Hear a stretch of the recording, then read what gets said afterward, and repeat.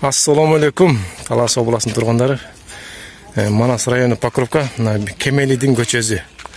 Баласыра кетіп отқан көчө. Мындай лежайший қойылды бұйырза. Анан кичине ескертип берип коек. Азыр байкасам ушеге келип турган тормоз базардыкке бир машина барчы билбей.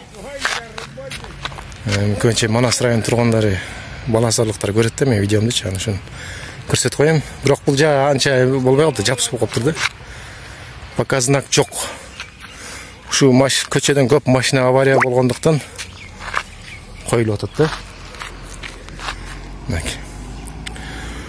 Бирок шашпай эле айдасаңыздар болмок да. Негизи өкмөт жашынакай кылып жол салып берет, анан биздин кыргыз байлар шашып эле жүрөт да, учуртпай дейт.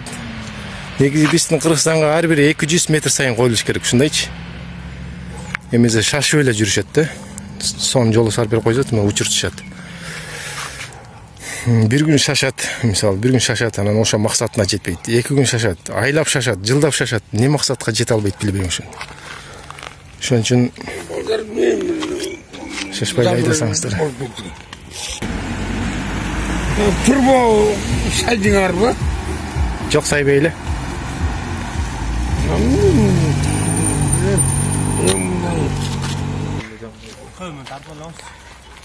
Негизи өйдөрөк жагына дагы бирде коюп койсо болмок да.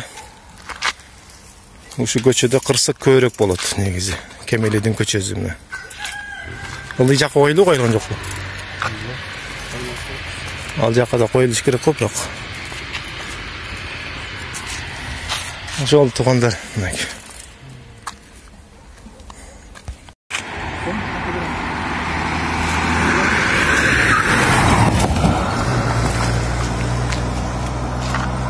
Каршы байкай калып отур да, мына көптөр.